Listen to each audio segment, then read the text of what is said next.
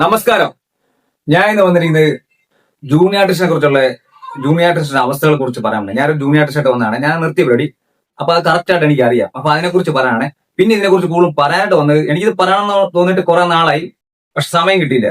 ഇപ്പൊ എനിക്ക് പറയാൻ തോന്നി. പിന്നെ എനിക്ക് പറയാനുള്ളത്, ഇന്നലെ ഞാനൊരു ഇന്റർവ്യൂ ഉണ്ട്. രാജീവ് എന്ന് പറഞ്ഞ കോട്ടയത്തുള്ള ഒരു കോർഡിനേറ്റ്, ഈ ജൂനിയർ ആർട്ടിസ്റ്റ് സപ്ലൈനെ, പുള്ളിക്കാരൻ ഇന്റർവ്യൂവിന് കുറെയൊക്കെ കാര്യങ്ങളൊക്കെ പറയുന്നുണ്ട്. അത് കുറെയൊക്കെ പുള്ളി പറഞ്ഞ സത്യമാണ്, കുറെയൊക്കെ പുള്ളി പറയുന്നത് എനിക്ക് അംഗീകരിക്കാൻ പറ്റാത്ത കുറെ കാര്യങ്ങളുണ്ട്.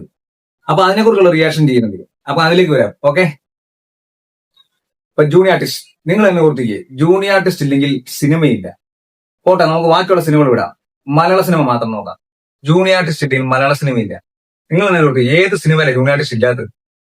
അപ്പൊ ആ ജൂനിയർ ആർട്ടിസ്റ്റ് ഒരു പ്രാധാന്യം കൊടുക്കണ്ടേ, ഒരു വില കൊടുക്കണ്ടേ? അത് ഈ സിനിമാക്കാരും കൊടുക്കത്തില്ല, ഈ വിളിക്കുന്ന കോർഡിനേറ്റർമാരും കൊടുക്കത്തില്ല. എനിക്കറിയാം, ഞാൻ കുറെ വർഷമായി ജൂനിയർ ആർട്ടിസ്റ്റ് നടന്നതാണ്. ഞാൻ എന്തിനാ നടന്നറിയോ? എനിക്കൊരു നടനാകാൻ പറ്റി. പക്ഷെ ഇതിലൊരു നടനാകാൻ പറ്റിയില്ല.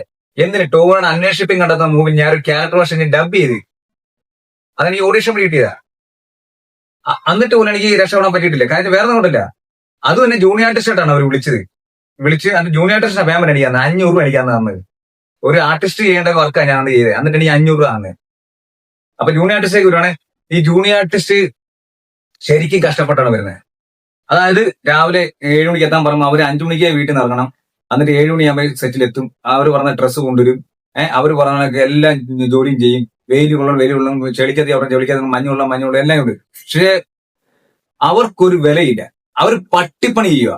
ജൂനിയർസ് പട്ടിപ്പണി ചെയ്യുക. പക്ഷെ അവർക്കൊരു വിലയില്ല. ഈ കോർഡിനേറ്റർ മുന്നിൽ വിലയില്ല, പിന്നെ ഈ സിനിമക്കാരുടെ മുന്നിൽ വിലയില്ല. നിങ്ങൾ ഈ കോർഡിനേറ്റർ കാര്യം ഞാൻ എടുത്തു പറയാം.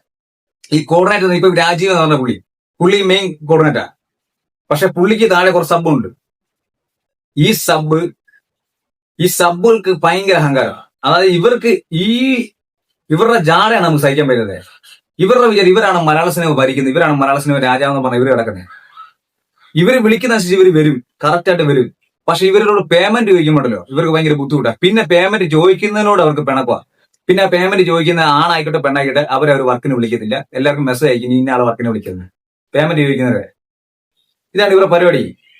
ഇവർക്ക് എങ്ങനെയാണ് ഒരു 1400 1500 രൂപയൊക്കെ അടുത്ത് പേയ്മെന്റ് ഉണ്ട് ഈ ജൂനിയർ ആർട്ടിസ്റ്റിന് ഡേ വർക്കിന്.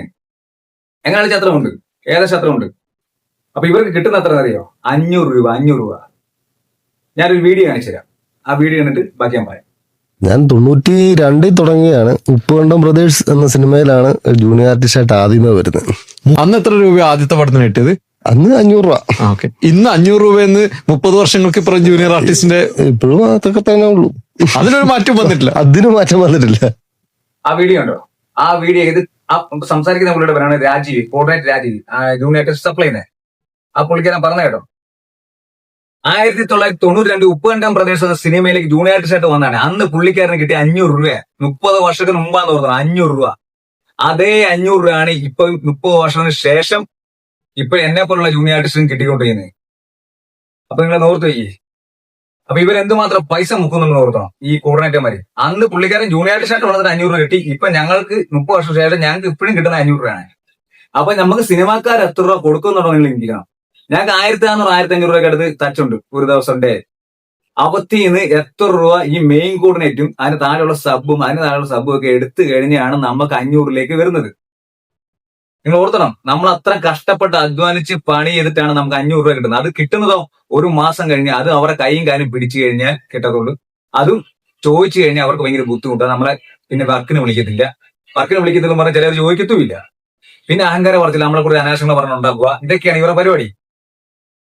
പിന്നെ സിനിമക്കാരിലേക്ക് പറയുന്നത്, സിനിമക്കാർ എങ്ങനെ കളിച്ചാലും നമുക്ക് നേരിട്ടല്ല ഒരു പൈസ തരുന്നത്, കോർഡിനേറ്റർ വഴിയാണ് ഒരു പൈസ ഏൽപ്പിക്കുന്നത്. കോർഡിനേറ്ററിന് എങ്ങനെ കളിച്ചാലും നമ്മുടെ ഫുൾ പേയ്മെന്റ് അവർ കൊടുക്കുന്നുണ്ട്. ഈ മെയിൻ കോർഡിനേറ്റ് വേറൊരു വീഡിയോ ഞാൻ കാണിച്ചു തരാം, അതുകൊണ്ട് കണ്ടിട്ട് ബാക്കി ഞാൻ പറയാം. ഓക്കെ. ജൂനിയർ ആർട്ടിസ്റ്റ് ആയിട്ട് അഭിനയിച്ചാലും ഇടയ്ക്ക് കുറച്ച് ആൾക്കാർ പൈസ ഇസ്കുന്നുണ്ടോ? നമ്മളിപ്പോ 700 750 രൂപയ്ക്ക് വർക്ക് എടുത്തു കഴിഞ്ഞ് കഴിഞ്ഞാൽ നമ്മളൊരു 50 രൂപ എടുത്ത് 700 രൂപ വെച്ച് നമ്മൾ സബ്ബുകാരന് കൊടുത്തെന്ന് വെച്ചു. അവൻ അതിനകത്ത് നിന്ന് നമ്മൾ 50 എടുക്കുന്നത് അവർ 100 എടുത്തിട്ട് 600 രൂപ ശരിക്കും കൊടുക്കണം. അതും കൊടുക്കൂല, 500 രൂപ ചിലപ്പോൾ കൊടുക്കും. ആ കോർഡിനേറ്റർ രാജീവ് എന്ന് പറഞ്ഞ കോർഡിനേറ്റർ പറഞ്ഞ കേട്ടോ, ഞാനൊരു 700 750 വർക്ക് പിടിച്ച് കഴിഞ്ഞാൽ 50 രൂപയെ ഞാൻ എടുക്കത്തുള്ളൂ. അപ്പൊ അതിന് സബിന് 700 രൂപയ്ക്ക് ഞാൻ കൊടുക്കും. അവൻ ചിലപ്പോൾ 100 രൂപ എടുക്കും, ബാക്കി എന്നെ താഴെയുള്ളവരും അങ്ങനെ എടുത്ത് ലാസ്റ്റ് 500ലേക്ക് വരുന്ന പുള്ളിക്കാർ പറഞ്ഞേ. എന്റെ പൊന്ന് രാജീവട്ടാ, ഇതൊന്നും നമുക്ക് അറിയാൻ വേണ്ടല്ല. നിങ്ങൾ ഒരു കാര്യം മനസ്സിലാക്കണം, 750 രൂപയ്ക്കാണ് നിങ്ങൾ വർക്ക് പിടിക്കുന്നത്. 750 രൂപയ്ക്കല്ല വർക്ക് പിടിക്കുന്നത്. നിങ്ങൾക്ക് തരുന്ന വർക്ക് ഒരു ജൂനിയർ ആർട്ടിസ്റ്റ് ഇത്ര രൂപ വെച്ചുണ്ട്. പോട്ടെ 1400 1500 പോട്ടെ, 1200 കൂടിയോ? ഒരു 1200 രൂപ തച്ച് വെച്ചാണ് നിങ്ങൾ ഒരാൾക്ക് വർക്ക് പിടിക്കുന്നത്. അപ്പൊ നിങ്ങൾ 50 രൂപ എടുക്കുന്നത് നമുക്കറിയാം. നിങ്ങൾ പൂ പറിക്കാന്നല്ലോ വരുന്നത്. അപ്പൊ നിങ്ങൾ 50 രൂപ എടുക്കുന്നത് നമുക്കറിയാം. നിങ്ങൾക്ക് എടുക്കാനുള്ള നിങ്ങൾ എടുക്കുന്നുണ്ട്. പിന്നെ നിങ്ങൾ ഓരോ സബിനെ ഏൽപ്പിച്ചിട്ടുണ്ട്, ഇന്ന ആളെ കൂട്ടാൻ വേണ്ടി, ഇന്ന ആളെ വേണം നമ്മൾ ഓരോ സബിനെ ഏൽപ്പിക്കും. നിങ്ങൾക്ക് പണി കുറഞ്ഞ് കിട്ടാൻ വേണ്ടി ആ സബും അവൻ ആവശ്യപ്പെട്ട് അവൻ എടുക്കുന്നത്. അത് ചിലപ്പോൾ പെണ്ണാവും ജെൻസ് ആവും ആരും ഉണ്ടാവും. അവരുടെ ആവശ്യം എടുക്കും.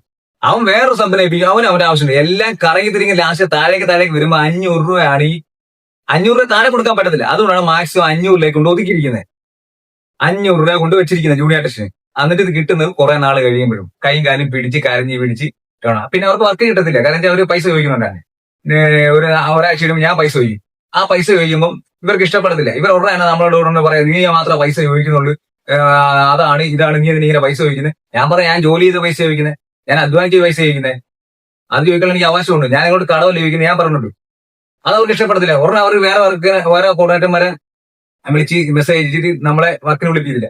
പക്ഷെ എനിക്കത് താല്പര്യമില്ല. കാരണം ഞാനൊരു ആക്ടർ നടന്ന ഒരാളാണ്. എനിക്ക് ആക്ടർ ആകണമെങ്കിൽ ഞാൻ ശരിക്കും ഹാർഡ് വർക്ക് ചെയ്യുന്നുണ്ട്, അത് ഞാൻ എത്തും. പക്ഷെ ജൂനിയർ ആർട്ടിസ്റ്റ് ആയിട്ട് നടന്നാൽ ആകത്തില്ല. കാരണം ഒന്ന്, കോർഡിനേറ്റർ അവരെ നമ്മളെ കയറ്റിവിടത്തില്ല. 2, സിനിമക്കാർ നമ്മളെ മൈൻഡ് ചെയ്യത്തില്ല. നമുക്ക് പട്ടി വരെ ഉള്ളൂ ജൂനിയർ ആർട്ടിസ്റ്റിന്. അത് ഞാൻ മനസ്സിലായി. ഞാൻ ജൂനിയർ ആർട്ടിസ്റ്റ് ആയിട്ട് പോയത് ഇതിലേക്ക് എത്താൻ വേണ്ടിയൊക്കെയാണ് പോയത്. പക്ഷെ എനിക്ക് കുറെ വർഷം പോയപ്പോൾ മനസ്സിലായി പരിപാടി നടക്കത്തില്ല.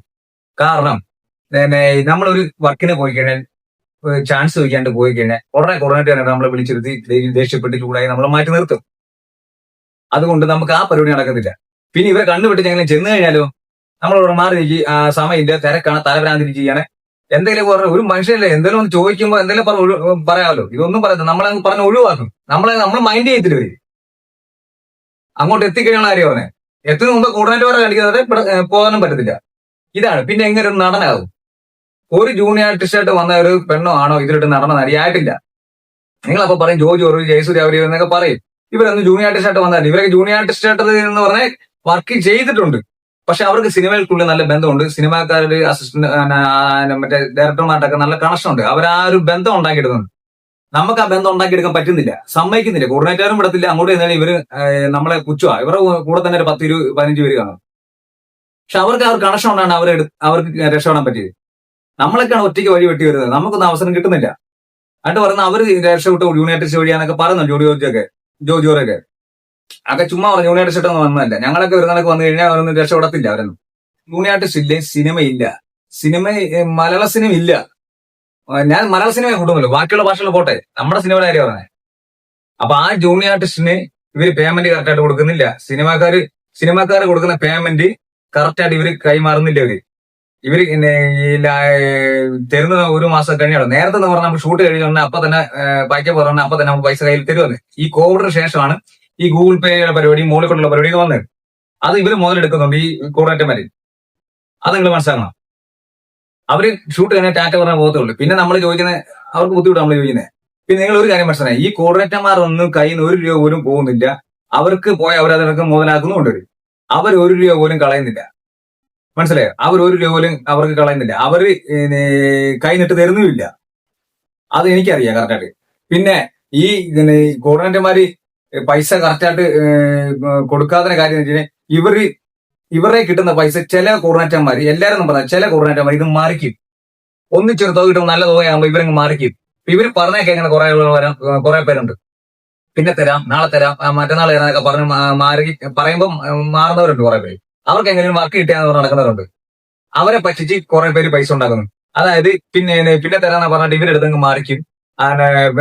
പെണ്ണുപിള്ള മാല പണയം വെച്ച് എടുക്കണം, കാറിന്റെ CC അടയ്ക്കണം, വീട് പുതുക്കി പണിയണം, അല്ലെങ്കിൽ വീട് പുതിയ 2ാം തവണ. നിങ്ങൾ എന്നെ ഓർത്ത് ഈ മെയിൻ കോർഡിനേറ്റർമാർക്ക് എല്ലാവർക്കും നല്ല കിടിലം വീടുണ്ട്, കാറുണ്ട്, നല്ല സ്വർണ്ണമൊക്കെ ഇട്ട് നല്ല കിടിലായിട്ട് നല്ല ടിപ്ടോപ്പാണ് അവിടെ നടക്കുന്നത്. അവർക്ക് പൈസ ഇല്ലാതുണ്ടോ? അവരുടെ കുടുംബപരമായിട്ട് കിട്ടിയ പൈസയാണത്. ഒന്നുമല്ല.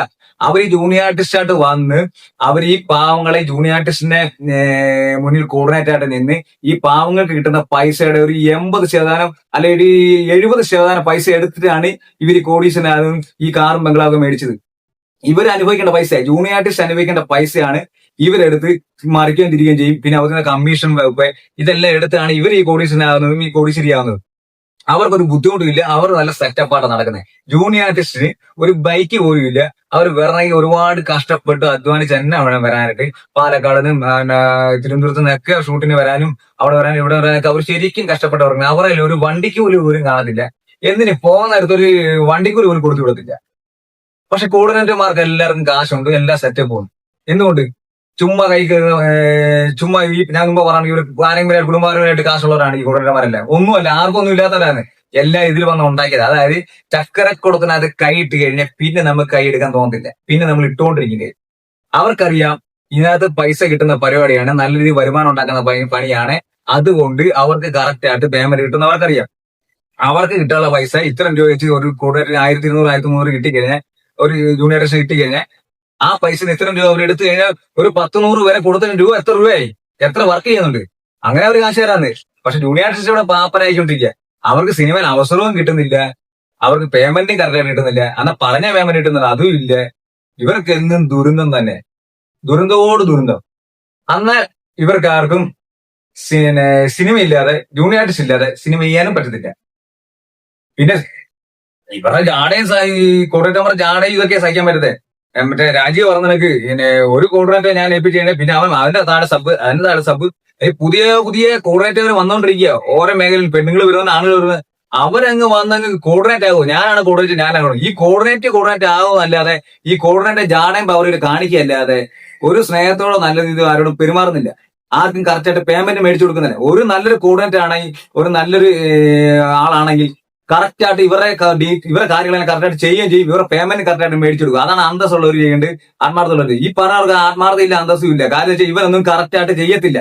ഇവർക്ക് എങ്ങനെ ജൂനിയർ ആർട്ടിസ്റ്റ് ഇവിടെ കൊണ്ടുവരണം, സപ്ലൈ ചെയ്യണം, ഇവർക്ക് കിട്ടുന്ന പേയ്മെന്റ് മേടിച്ചിട്ട് അതിന്റെ കമ്മീഷൻ എടുത്തിട്ട് ഇവർക്ക് ഇത്രയും രൂപ കൊടുക്കണം. അത്രേ ഉള്ളൂ. അത് കൊടുക്കുന്നതൊക്കെ 1-2 മാസം കഴിഞ്ഞൊക്കെ കൊടുക്കുന്നുള്ളൂ. അല്ലെ 10-15 ദിവസം കഴിഞ്ഞ് ഈ രാജ്യം ഒരെണ്ണക്കൊന്നല്ലേ കൊടുക്കുന്നത്. അത് എനിക്ക് കറക്റ്റായിട്ട് തോന്നി ഈ പ്രൊഡ്യൂസർമാർ കറക്റ്റായിട്ട് പൈസ കൊടുക്കുന്നുണ്ട്. താമസിച്ചാലും കറക്റ്റായിട്ട് കൊടുക്കുന്നുണ്ട്. അവർ കൊടുക്കാതിരിക്കും, അതല്ലേ അവർക്ക് നാണക്കട. ഈ കോർഡിനേറ്റർമാരെ എടുത്ത് മറിക്കുന്നുണ്ട് മിക്കവരും ഈ പൈസ. അതൊക്കെയാണ് ഇതിന്റെ പ്രശ്നങ്ങൾ. അങ്ങനെ ഇവർക്ക് പൈസ കിട്ടാതെ. പിന്നെ ചില പാപ്പർ പ്രൊഡ്യൂസർമാരുണ്ട്, അത് ചിലപ്പോൾ കൊടുക്കാൻ താമസിക്കുകയും ചെയ്യും. അങ്ങനെയും വരും. അപ്പൊ ഈ എല്ലാത്തിനും ഇതിന്റെ ഒരു ക്ഷീണം കിട്ടുന്നത് ജൂനിയർ ആർട്ടിസ്റ്റിനാണ്. ഈ ജൂനിയർ ആർട്ടിസ്റ്റിന് ഒരു വിലയില്ല, ഒരു പട്ടിയുടെ വിലയില്ല. ഫുഡ് കഴിക്കാൻ ചെന്നല്ലോ അവിടെ ചെന്ന് കഴിഞ്ഞാൽ ഫുഡ് കൊടുക്കുന്നതിന്റെ ജാട കാണണം. പിന്നെ ഈ കോർഡിനേറ്റർമാരുടെ ജാടം, ഫുഡ് ക്യൂ നിന്ന ജാട കാണണം. വലിയ ക്രൗഡ് വർക്കൊക്കെ വന്നു കഴിഞ്ഞാൽ ജാട കാണാം. വലിയ ക്രൗഡ് വർക്ക് തന്നെ ഫുഡൊന്നും ചിലവർക്ക് കിട്ടത്തില്ല, ചിലവർക്ക് കിട്ടും. വേണമെങ്കിൽ കഴിച്ചിട്ട് പോകുന്ന രീതിയിലാണ് ഇവരുടെ അവസ്ഥ. ഈ കഴിക്കാൻ നിൽക്കുന്ന ജൂനിയർ ആർട്ടിസ്റ്റ് അവസ്ഥ. പിന്നെ അത് രാജീവ് വേറൊരു കാര്യം പറയണ്ട, അതിലേക്ക് ഞാൻ വരാം. ഒരു ക്രൗഡ് വർക്കിന് 1000 രൂപ വെച്ച് കൊടുത്തു. ഇപ്പം 10,000-2000 പേര് ഉത്സവമൊക്കെ നടക്കുമ്പം വേണം. അത് 1000 രൂപ വെച്ച് എന്തായാലും ഒരു പ്രൊഡ്യൂസർ ചെയ്യൂല. രാജീവിനകത്ത് പറഞ്ഞത് 1000 രൂപ വെച്ച്